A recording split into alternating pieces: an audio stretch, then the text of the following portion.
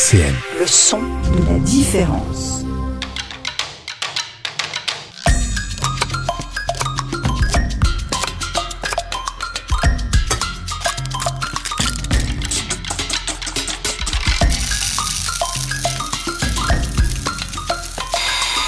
La cuisine buissonnière sur RCN, Christian Saquet. Bonjour à tous les auditeurs de RCN. Bonjour Boupella. Bonjour Christian. Bonjour Joris, le technicien son de RCN. Bonjour à nos invités de ce jour. Cécile qui va nous parler des brédeleux, les sablés de l'avant de Cécile. Et Teddy qui va nous présenter sa recette des pâtés lorrains. Nous aurons une pause musicale avec Michel Legrand qui chante « Les moulins de mon cœur ». Je vous rappelle que nous souhaitons développer notre équipe d'animateurs de la radio buissonnière, de la cuisine buissonnière, la radio buissonnière. Et il n'y a pas besoin d'être professionnel, il suffit d'avoir de la passion pour la cuisine ou la pâtisserie, et même pas. Cela peut être une envie simplement de faire de la radio. Nous sommes une grande famille, alors n'hésitez pas, vous serez bien accueillis. C'est pourquoi j'invite les personnes qui seraient intéressées à participer à notre émission Cuisine buissonnière de me le faire savoir sur clcv.saquet@gmail.com. Avec RCN 90.7, écoutez le son de la différence. RCN, la cuisine buissonnière, Christian Saquet. Alors je propose tout de suite à Cécile, maintenant, de se présenter, nous parler de pain partage fantaisie, puis nous donner sa recette des brédeleux, les sablés de l'Avent de Cécile. Oui, bonjour à toutes et à tous. Je m'appelle Cécile Piot. J'ai créé il y a plus d'une dizaine d'années une micro-entreprise qui s'appelle Pain, Partage et Fantaisie. C'est un nom qui est tiré qui est un clin d'œil à un film italien, Pan amore fantasia, Pain, amour et fantaisie. L'idée est justement que la boulangerie est un métier d'amour et de partage. Bon, c'est un métier qu'on fait souvent par passion parce que c'est un métier difficile. Seulement, quand on est tombé dans le pétrin, c'est difficile d'en sortir quand on aime ça. Et que le pain, c'est le symbole même du partage. Alors, quand on est boulangère, on touche à la farine et on touche aussi à tous ces petits gâteaux de voyage. Donc, aujourd'hui, je vais vous parler de ces sablés parce qu'en boulangerie, on part du pain et on va jusqu'à la viennoiserie et aux gâteaux de voyage. Donc, tout ce qui n'est des gâteaux qui n'ont pas besoin d'être dans des vitrines réfrigérées. Alors aujourd'hui, pour aller directement au sujet, les brédeleux. Les brédeleux, Butterbredeleux, complet, le nom complet, donc des petits gâteaux avec du beurre, sont ces gâteaux typiques qu'on fabrique pendant le temps de l'Avent, les semaines du mois de décembre qui nous mènent jusqu'aux fêtes de fin d'année, typiquement dans nos cultures Noël. Mais en fait, c'est le moment où on a envie de manger des petites choses bien beurrées, pleines d'énergie, histoire de nous donner le sourire quand le temps est difficile. Et je vais vous donner ma recette, qui est très simple, rassurez-vous. Il s'agit de temps pour temps. Temps pour temps, c'est-à-dire que on prend la dose de beurre, par exemple, et on va avoir la même dose de farine. Alors, je vous donne, par exemple, vous regardez dans votre frigo, vous avez 100 grammes de beurre. Et bien, ça y est, vous avez votre recette. 100 grammes de beurre que vous laissez un petit peu en avance dans votre cuisine, histoire qu'il devienne tout mou, qu'on appelle ça le beurre pommade. Il a l'aspect justement d'une pommade. Vous mettez de côté 100 grammes de farine et la moitié de ce poids en maïzena, fécule de maïs et sucre glace. Et puis, vous pouvez aromatiser, donner un petit parfum à vos butterbredeleux. Et comme je disais avec Boupella tout à l'heure, je les parfume en coco cannelle. Alors là, vous devinez que je leur mets un petit peu de cannelle, numéro 5, ou de ce que vous aimez, de la vanille, des épices, du pain d'épices. Aussi, ce qui fonctionne bien, c'est de l'extrait d'amande amère. Donc là, ce sera en fonction des quantités que vous aimez, si vous aimez qu'il soit très parfumé ou pas. Donc, pour la recette, quand votre beurre est bien pommade, vous mettez tout d'abord dans votre cul de poule, ça s'appelle, dans votre saladier, votre récipient. Le cul de poule, oui, non, ce n'est pas un gros mot, je vois déjà. Alors, vous n'êtes pas dans la radio, mais je vois les yeux de Christian qui me peignent. Ah non, moi j'ai l'habitude du cul de poule, mais c'est Boupella qui l'a fait rire tout le temps. Alors, oui, Boupella, c'est vrai, parce qu'il l'avait cité la dernière fois, cul de poule. Je dis, mais qu'est-ce que Alors, le cul de poule, oui, c'est bien le terme technique. Et donc, dans ce récipient, on rassemble tous les aliments secs, donc farine, maïzena, sucre glace. On peut mettre aussi une petite pincée de sel, c'est toujours bon parce que le sel est un rehausseur de goût, quoi qu'il en soit. Et on mélange bien tout ça, les épices si on veut, et on prend notre beurre qu'on aura coupé en petits morceaux et on sable, c'est-à-dire on fait un sablage, on mélange avec les doigts si on aime mettre les mains à la pâte, sinon au batteur avec l'élément feuille, c'est-à-dire c'est pas le fouet, c'est une feuille, ça s'appelle comme ça, c'est un outil qui permet justement de faire ces sablages, qui n'a pas la même efficacité, la même fonction que le crochet pour pétrir. Donc on sable, c'est-à-dire qu'au fur et à mesure, on fait comme ce qu'on appelle le crumble. Peut-être vous avez déjà fait cette recette. On mélange cette farine, elle va s'agglomérer, le beurre va s'agglomérer. Au début, on a des gros morceaux de sable. Et au bout d'un moment, donc avec la chaleur de nos mains, la boule, le beurre va un petit peu fondre et va agglomérer. On va faire une bonne boule qu'on va ensuite étaler entre deux feuilles de papier cuisson à peu près 8 mm, un peu moins d'un centimètre, entre un demi-centimètre et 1 centimètre. On ne va pas sortir la règle. Hein. Et on étale bien régulièrement, uniformément. Et une fois qu'on a notre pâte étalée, on va la réserver au froid. Donc au réfrigérateur, au minimum une demi-heure, le temps que la pâte soit figée. Vous pouvez la laisser plus longtemps, ce sera que bénéfique, car si vous avez par exemple mis des épices, les épices vont avoir le temps de s'imprégner. Le beurre étant aussi un fixateur de goût, les épices vont être comme infusées dans le beurre. Oui, une question. Pardon. Les épices, qu'est-ce qu'on peut mettre comme épices? Alors, les épices... Moi, je pensais à la cannelle. Oui, exactement. Ouais, mon coca cannelle. Donc, cannelle, en effet. Ouais. Pour cette recette, alors si vous avez que 100 g de beurre, ne mettez pas une cuillère à soupe de cannelle, hein, ça serait vraiment trop fort. Mais en quantité suffisante, une petite cuillère à café, ça suffira largement. Mais comme je disais, si vous préférez aromatiser avec de la vanille, vous pouvez avoir de vanille liquide ou du sucre vanillé. Vous pouvez rajouter un tout petit peu de sucre vanillé. La quantité, par exemple, vous retirez 10 g de sucre sur le sucre glace et vous mettez 10 g de sucre vanillé. Vous savez, ces petits sachets qui sont déjà pré-pesés. Vous pouvez vraiment aromatiser à votre convenance, à votre goût. Donc, une fois qu'on a mis notre recette au froid, on la ressort. Et là, on prend son plus joli emporte-pièce, donc en forme de cœur, d'étoiles, de petits bonhommes. Là, j'ai apporté des petits bonhommes, les Menele. Ou si vous voulez faire des choses beaucoup plus rectangulaires, vous prenez un couteau de tour, un long couteau, et vous faites des bandes. Et après, vous refaites un coup de couteau dans l'autre sens afin d'avoir des rectangles. Et puis c'est tout. Pour la déco, moi, souvent, je mets des petites choses pour mettre un peu de couleur. J'ajoute des Smarties ou, par exemple, là, pour les Menele, j'ai mis une noix de cajou pour faire le sourire, des petits grains des pépins de courge ou n'importe, un fruit sec coupé pour faire les petits boutons. Alors, si on fera une photo, je ne sais pas.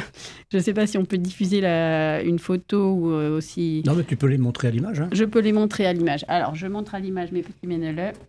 Voilà ce petit bonhomme. Alors, il a ses boutons de son gilet imaginaire avec les cranberries, ses deux yeux il en a perdu un, avec les pépins de courge et son sourire avec la noix de cajou.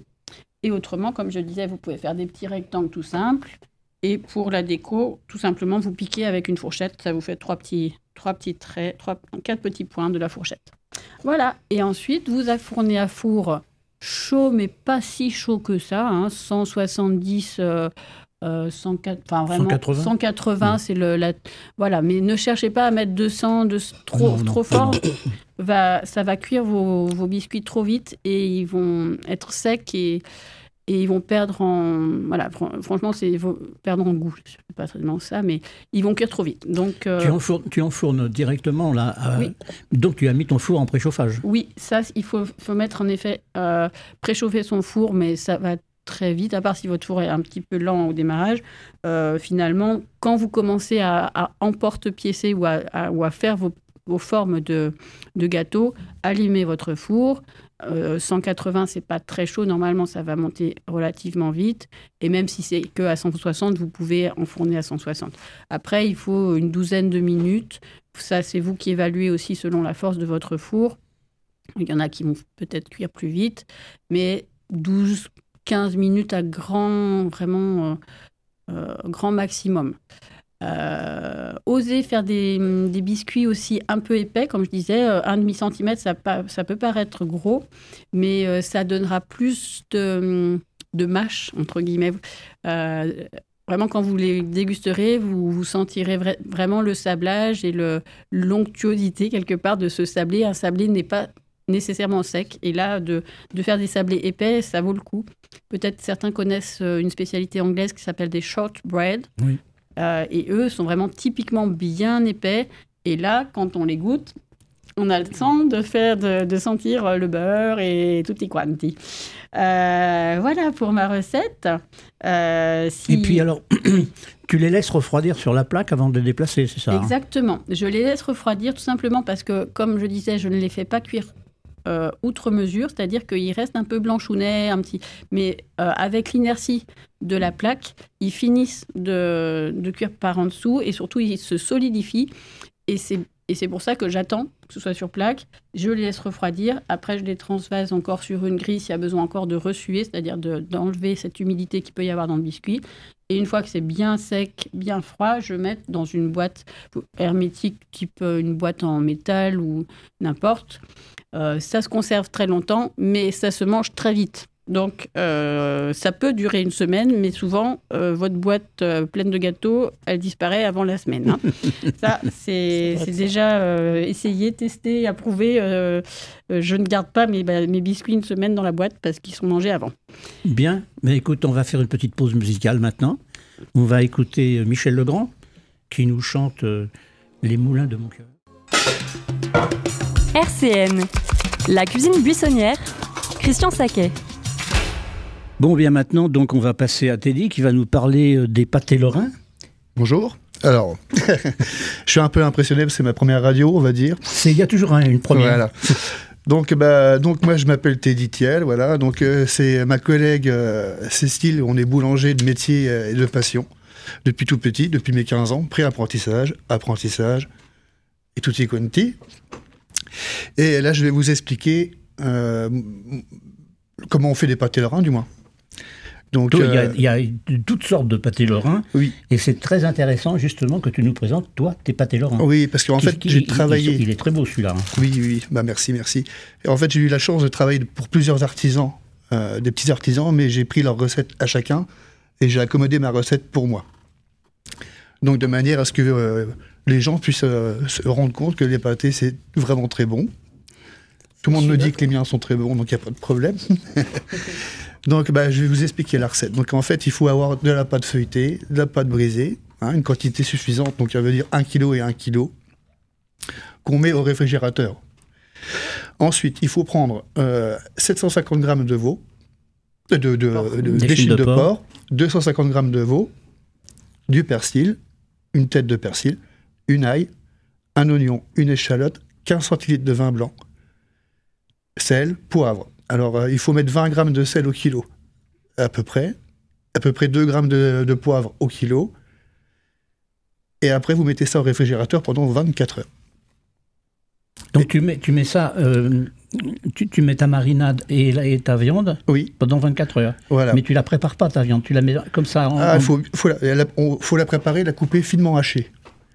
Donc, ça veut dire qu'il faut préparer la viande finement, la mettre dans le cul de poule, mettre toutes les épices, tout ça, mélanger avec les mains, mettre un sel frais, un film au-dessus, de manière à ce que ce soit pas dans le frigo, que ça sorte pas la viande beaucoup non plus. Hein. Bien sûr. Et après, vous laissez 24 heures de marinade. Le lendemain, vous enlevez le sel frais, vous remuez votre viande, et là, vous prenez la pâte brisée, vous l'étalez finement, on va dire sur 2 mm. À peu près, oui, sur 2 mm, vous étalez votre pâte, vous coupez la pâte. Alors, sur à peu près une longueur de 17 cm, sur une largeur de 15, et vous mettez une quantité de entre 60 et 70 grammes de viande. En fait, ça se fait des sortes de petits carrés, presque comme des carrés. Comme des carrés. Et ta pâte de 1 kg, elle présente combien de place sur ta table? Ça fait à peu près, en moyenne, on va dire une quinzaine de pâtés. Oui, une quinzaine de pâtés, et ça prend... quand tu as bien ça veut étalé, dire à peu près dire sur 60 cm de longueur. 60 cm. Sur 40 de large. Voilà, comme 2 plaques de cuisson classiques. Voilà. D'accord, c'est ça pour que les gens s'imaginent. Okay. Après, il faut qu'ils prennent leurs mains, aussi, ça dépend de la taille des mains des personnes, du moins. Mais après, il faut qu'ils coupent des tranches par rapport à la taille de leurs mains. Couper des carrés. Des carrés, voilà, tout simplement. Vous mettez votre viande au milieu, bien allongée dans le long de la pâte. Et vous faites une ceinture, on appelle ça une ceinture dans le métier. Vous fermez le pâté, vous appuyez bien de chaque côté, vous repliez, et là, vous dorez avec des jaunes d'œufs. Donc, quand on dit ta main, c'est-à-dire que la largeur du pâté, c'est la largeur d'une main. Voilà. Donc, si on met sa main sur le bord de la pâte, hop, on taille, voilà. On met un coup de couteau, toc, on met un coup de couteau. Voilà. Et une fois qu'on a fait ça, on met la viande dedans et on fait nos ceintures. Alors, en dessous, il y a la pâte de... Alors, c'est de la pâte brisée en dessous. Et au-dessus... au-dessus, c'est de la pâte feuilletée. Oui. D'accord, ok, on voit la différence. Oui. On voit les couches de beurre, de farine, de beurre, de farine, voilà. Donc, on a la pâte, on a la viande au milieu, on sature, on emmaillote un petit peu notre bébé, notre viande. Ouais. Et après, rebelote, on prend la pâte feuilletée, on étale 40 sur 60. Voilà. Et on retaille des petits couvercles. Alors, avec la pâte feuilletée, il faut prendre plus de temps, plus de soin, parce qu'elle est fragile.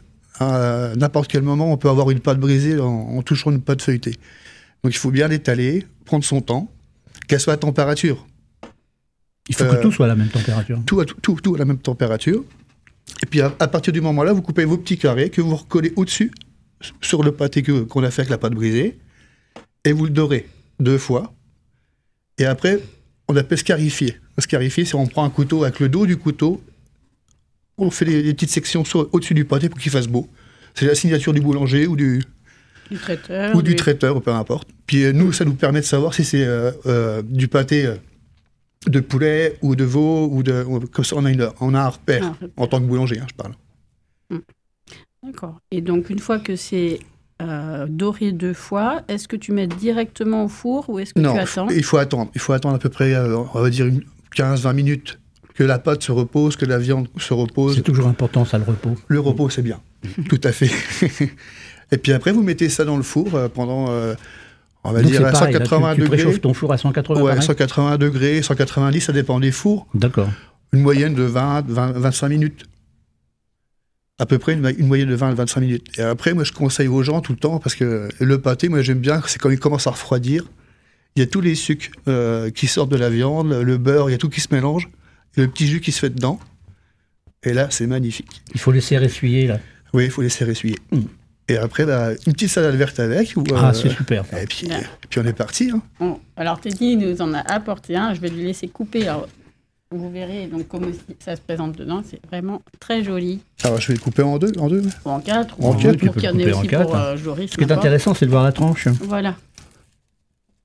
Et en effet, c'est intéressant aussi de voir la différence pâte brisée dessous et le feuilletage dessus. Fais voir la tranche. Oui. Moi, je sais que les manger. Alors, je ne me suis jamais posé la question et je suis tellement contente qu'on en parle. Oui, on voit bien. Bah, je ne sais pas.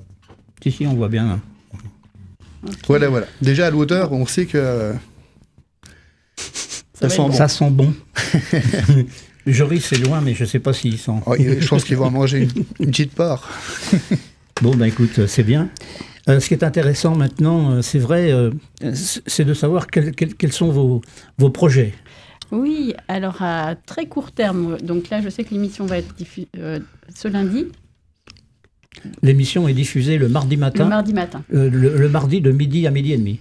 Donc la semaine prochaine, eh bien justement, vous pourrez nous retrouver avec Teddy. On sera à la Tour des Énergies, au local de l'association Les Réseaux des Jardins Participatifs. Juste à côté d'ici. Juste à côté, vraiment, c'est une super asso. Je vous conseille vraiment d'y aller. Il se trouve que ce jour-là, on va avoir un atelier de transmission de savoir. On va apprendre aux personnes comment faire de la brioche, puisque le but est de mettre dans les paniers solidaires du mercredi, à l'heure de la distribution, des petites brioches pour les gens qui en auront là. Et aussi d'apprendre à faire la brioche. Ce sera vraiment un moment de partage de culture, puisque d'autres personnes apporteront leur pain de leur culture. Par exemple, des galettes marocaines. Donc, ce sera vraiment, voilà, vraiment super, super. Et aussi... je n'avais pas encore parlé à Christian, mais à Fléville-devant-Nancy, c'est un peu plus loin que de l'eau du Lièvre, mais si vous voulez nous retrouver et apprendre à faire les pâtés lorrains avec Teddy et les butterbredelets avec moi, nous vous attendons au château de Fléville-devant-Nancy le dernier dimanche de l'Avent, le dimanche 22. Et pour cela, vous pouvez vous renseigner sur le site. On mettra le lien vers le site. Vous êtes les bienvenus. Voilà, Merci, avec plaisir. Ben, je vais vous faire un aveu. Moi, j'adore cette émission, mais de formation, je suis caméraman, et donc l'image me manque. Et c'est vrai que si nous pouvions un jour, à RCN, avoir une cuisine et qu'on filme la réalisation de vos pâtés, de tes brédeleux, ça serait super. Eh bien, l'appel est lancé. Hein. Ben, on va le garder dans notre tête. Moi, c'est quelque chose qui me... Voilà, j'ai ça à cœur, parce que c'est bien d'expliquer ça à la radio, mais l'image nous manque. Eh bien. Parce que on voit bien, les gens qui regardent des émissions de cuisine, c'est aussi parce qu'il y a l'image. Et voilà. Et l'image, mais quand on peut se déplacer, il y aura la chaleur humaine, oui. Encore plus. Donc vraiment déjà, prochaine étape, l'image. Et, voilà. Et en tout cas, si vous voulez venir et vous pouvez venir, on sera là mardi prochain et dimanche 22 à Fléville. Ok. Alors, notre émission Cuisine Buissonnière se termine pour aujourd'hui. Vous pouvez la réécouter à tout moment en allant sur le podcast RCN, www.rcn-radio.org. Vous pouvez y faire des commentaires, vous pouvez aussi y faire des demandes de recettes que vous aimeriez. Mais vous pouvez aussi découvrir sur le podcast de RCN d'autres émissions aussi intéressantes les unes que les autres, que ce soit de la musique, de la culture, de la citoyenneté, de l'information locale et autres. Je vous rappelle que je cherche des personnes pour participer à Cuisine Buissonnière. Quelqu'un qui aime la cuisine ou la pâtisserie, il me suffit de m'envoyer un mail à clcv.saquet@gmail.com pour m'informer de votre désir de participer avec vos coordonnées. Nous sommes une grande famille. Il n'est pas nécessaire pour faire de la cuisine pour faire de la radio, d'avoir une expérience particulière. C'est un lieu d'échange. Si vous avez des choses à dire, profitez-en. Nous sommes à votre écoute. Merci Boupella, merci Cécile et Teddy, et merci à tous les fidèles auditeurs de RCN. Merci Joris pour ta participation technique. À bientôt avec vous sur RCN 90.7. Écoutez le son de la différence. RCN, www.rcn-radio.org